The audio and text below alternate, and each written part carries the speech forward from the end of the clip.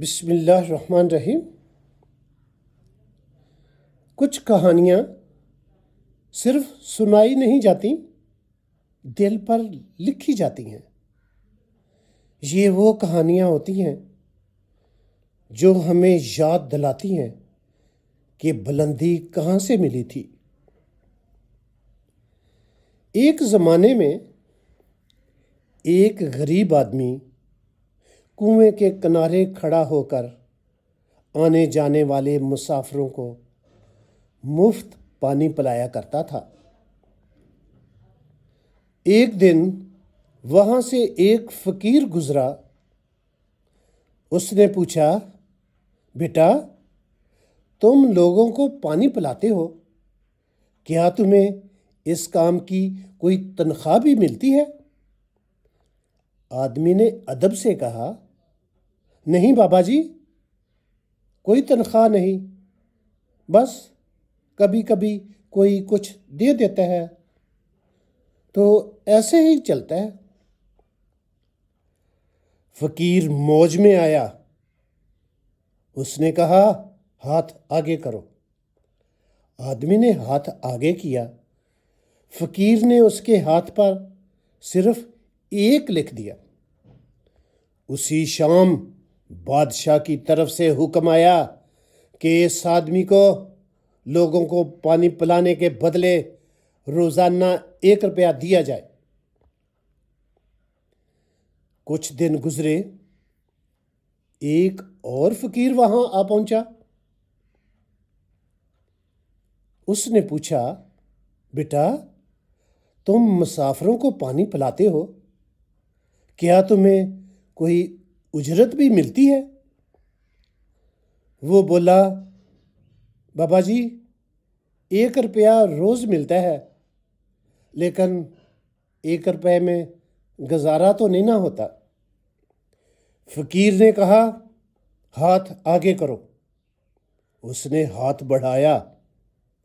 فقیر نے اس 1 کے ساتھ 1 صفر لگا دیا۔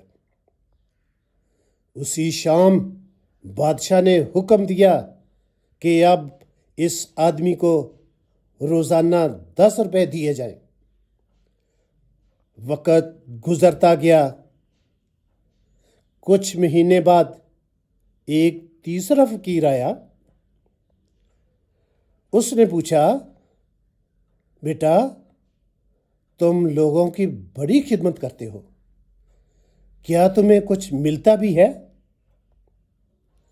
وہ بولا، بابا جی 10 روپے روز ملتے ہیں۔ فقیر نے مسکرا کر کہا، ہاتھ آگے کرو۔ اس نے ہاتھ آگے کیا۔ فقیر نے 1 صفر اور لگا دیا۔ اسی دن بادشاہ نے حکم جاری کر دیا کہ اب اس آدمی کو روزانہ 100 روپے دیے جائیں۔ اب کھانے پینے میں وسعت آ گئی، لباس بدلنے لگے، سوچ بدلنے لگی، اور دولت نے اس کے لہجے میں غرور بھر دیا۔ کچھ عرصے بعد وہی پہلا فقیر دوبارہ وہاں آ نکلا۔ اس نے کہا، بیٹا مجھے پانی پلا دو۔ آدمی نے پانی پلا دیا۔ فقیر نے کہا، بیٹا مجھے نہلا بھی دو۔ آدمی غصے میں بولا، میں تمہیں کیوں نہلاؤں؟ تم کوئی نواب ہو؟ فقیر نے نرمی سے کہا، بیٹا یاد ہے میں نے تمہارے ہاتھ پر سب سے پہلے 1 لکھا تھا، اسی 1 کی وجہ سے تمہیں 1 روپیہ ملنا شروع ہوا تھا۔ آدمی تلخی سے بولا، تم نے تو صرف 1 ہی لکھا تھا۔ تمہارے بعد ایک فقیر آیا، اس نے میری دہاڑی 10 روپے کروا دی۔ پھر ایک اور آیا، اس نے 100 روپے کروا دی۔ تم نے میرے ساتھ کون سا بڑا احسان کیا ہے؟ فقیر نے کہا ہاتھ آگے کرو۔ اس نے ہاتھ آگے بڑھایا، فقیر نے جو 1 لکھا تھا وہ مٹا دیا۔ اب ہاتھ پر 2 صفر رہ گئے تھے۔ اسی شام بادشاہ کا حکم آیا، اس کی دہاڑی بند کر دی جائے، اب یہ کوئی اور کام کرے۔ ساتھیو، کامیابی ہمیشہ ہماری محنت کا نتیجہ نہیں ہوتی۔ کبھی کسی کی ایک دعا، کسی کی ایک نیکی، کسی کا ایک لفظ ہماری تقدیر کا رخ موڑ دیتا ہے۔